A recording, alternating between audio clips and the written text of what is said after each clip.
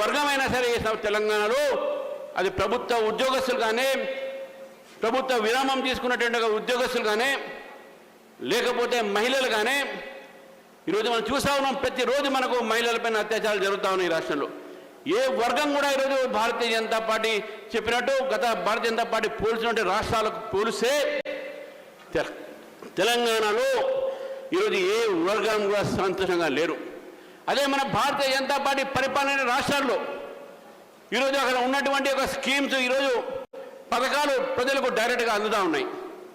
కానీ రేవంత్ రెడ్డి గారి యొక్క ప్రభుత్వం ఏ ఒక్క పథకాలు కూడా ప్రజల దాకా వెళ్ళట్లేదు.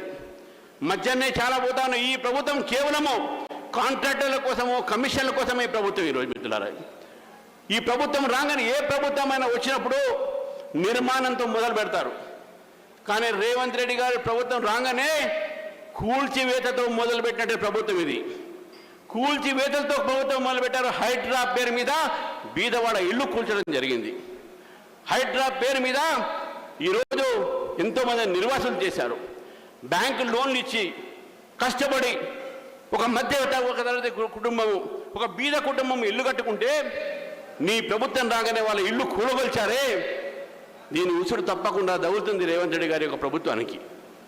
అంతేకాదు ఈరోజు మూసీ యొక్క ప్రక్షాళన పేరు మీద, మూసీ ప్రక్షాళన ఎటువంటి ఒక మనకు అభ్యంతరాలు లేవు.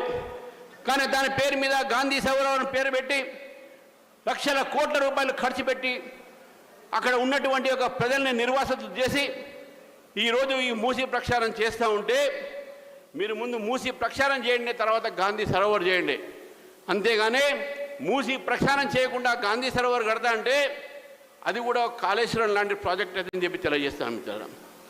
నేను 2-3 విషయాలు చెప్పి ముగిస్తాను, ఎందుకంటే నితిన్ నవీన్ గారు వెళ్ళాలి, వాళ్ళు మాట్లాడాలి కాబట్టి. ఈరోజు మనం చూస్తా ఉన్నాం, నరేంద్ర మోదీ గారి 12 సంవత్సరాల పరిపాలనలో ఏ ఒక అవినీతి లేకుండా పరిపాలించారు. అవినీతి రహితమైన పరిపాలన ఈరోజు దేశానికి నరేంద్ర మోదీ గారు అందించారు. అభివృద్ధి కార్యక్రమాన్ని ముందు తీసుకోవడం జరిగింది. రాజకీయాలే, కానీ అభివృద్ధిలో ఎప్పుడు రాజకీయాలు చేయలే. అన్ని రాష్ట్రాలని సమానంగా చూసినటువంటి వ్యక్తి నరేంద్ర మోదీ గారు. ఈరోజు తెలంగాణ కూడా 12 సంవత్సరాల్లో 13 లక్షల కోట్లతో తెలంగాణకు అభివృద్ధి కార్యక్రమాల్లో నరేంద్ర మోదీ గారి ప్రభుత్వం పాల్గొన్న విషయాన్ని గుర్తుపెట్టుకోవాలి. దగ్గరలో ఉన్న ఎయిమ్స్ అయితే ఏంది, దాని అవతల ఉన్న కోచ్ ఫ్యాక్టరీ అయితే ఏంది, దాని అవతల ఉన్నటువంటి టెక్స్టైల్ పార్క్, సెంట్రల్ యూనివర్సిటీ, ఎన్ని చూసినా కూడా ఇవన్నీ కూడా ఈ యొక్క హాల్ ఎక్కడైతే ఉన్నదో జాతీయ రహదారి పక్కన, ఆ జాతీయ రహదారి కూడా నరేంద్ర మోదీ గారు ఇచ్చిన విషయాన్ని రేవంత్ రెడ్డి గారు గుర్తుపెట్టుకోవాలి. ఇది తెలంగాణ ప్రజలకు తెలవాల్సిన అవసరం ఉన్నది. ఈరోజు రోజు తెలంగాణ ఒక అభివృద్ధి కార్యక్రమాల్లో కేంద్ర ప్రభుత్వం ఎంతో నిధులు ఇచ్చడం జరిగింది. కానీ వీళ్ళు అబద్ధాలు ఆడుతూ ఉన్నారు. రేవంత్ రెడ్డి గారు చేయాల్సిన పని అని చేయట్లే. ఒక సినిమా ఉండే బాబు మోహన్, దాంట్లో ఒక సీను, అందరి ఊరోళ్ళని చెప్తాడు, అందరికీ మొత్తం బట్టలు ఇప్పేసుకొని మొత్తం అండర్వేర్ మీద ఇగో నేను కొండలు లేపుతా అన్నాడు. మొత్తం అందరు ఊరంతా వస్తుంది కొండలు లేపుతా అని, మొత్తం బలం పెట్టుకొని కొండలు లేపాలని పోతాడు. అక్కడికి చివరికి ఏమంటాడంటే, బాబు ఆ కొండని 4 వేసి నా ఈ మీద పెట్టండి సరిపోతుంది అని అంటే. ఈరోజు కూడా రేవంత్ రెడ్డి గారు బాబు మోహన్ గారు లాంచ్ చేస్తా ఉన్నారు పని. ఆయన చేసే పని కిషన్ రెడ్డిని చేయమంటుండు, ఆయన చేసే పని బీజేపీ ఎంపీని చేయమంటుండు, ఆయన చేసే పని కేంద్రాన్ని చేయమంటుండు. ధాన్యం తీసుకోవాల్సిన పని మీది కాదా? కేంద్రం ఎందుకు వస్తుంది? ఏ రోజు మనకున్నట్టే మెట్రోలు, ఎంఎంటీఎస్లు ఇవి దీంట్లో భాగంగా ఉన్నది మీరు కాదా? దానికి కిషన్ రెడ్డి గారు కానీ మా ఎంపీలు కానీ ఏం చేస్తారు? కాబట్టి రేవంత్ రెడ్డి గారు, ఈ మీ బాబు మోహన్ యాక్టింగ్ ప్రజలు చూడరు, ప్రజలు నిర్ణయించుకున్నారు.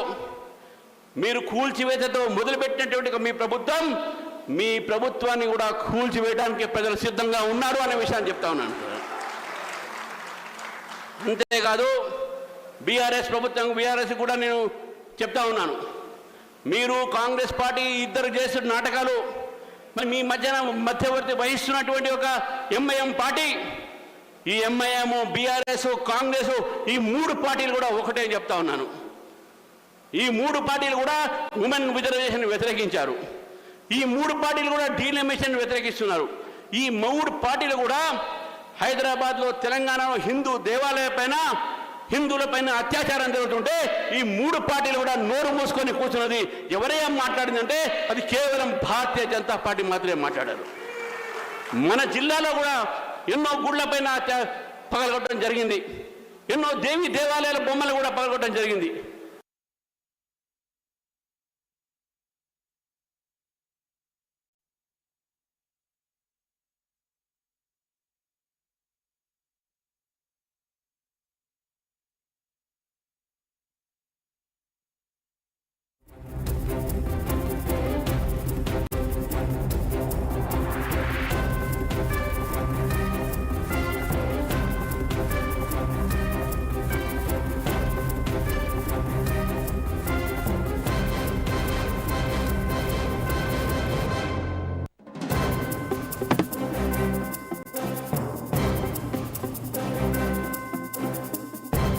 మూడు పార్టీలు కూడా ఒకటే చెప్తా ఉన్నాను.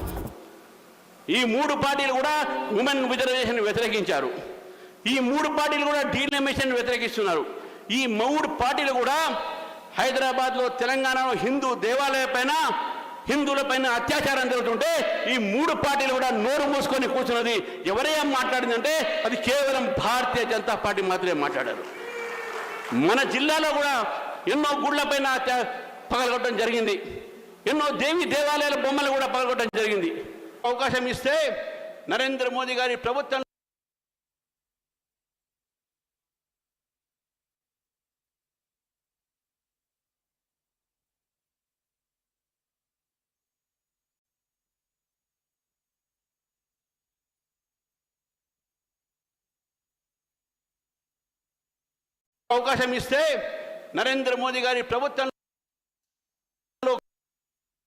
కేంద్ర ప్రభుత్వం నుంచి వచ్చినటువంటి ఒక యోజనల ద్వారా కార్యకర్తలను ఒకటే మాట్లాడుతూ ఉన్నాను. ఈ 2 సంవత్సరాలు అయితే ఎన్నికలకు ఉన్నాయో ఈ 2 సంవత్సరాలు కూడా ప్రజల సమస్యతో ప్రజల్లో మమేకమై మనం పోరాడదాం. పోరాటాలే మనకు రాబోయే రోజుల్లో మనకు మార్గదర్శనం. పోరాడదాం మీ ప్రభుత్వం వ్యతిరేకంగా, పోరాడదాం మీ ప్రజల సమస్య మీద పోరాడదాం. మనం పోరాడుకోవద్దు.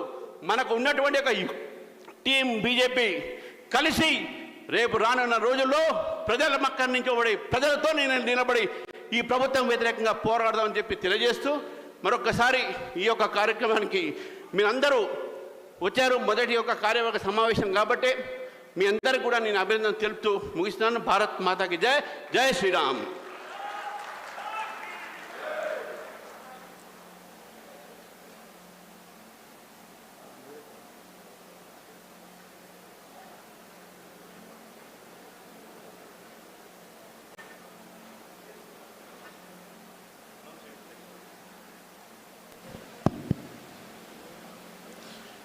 మన ముందు మన ఒక కార్యవర్గ సమావేశాన్ని ప్రారంభోత్సవం చేయడానికి మన జాతీయ అధ్యక్షుడు శ్రీ నితిన్ నవీన్ సిన్హా గారు, రాజ్యసభ సభ్యులు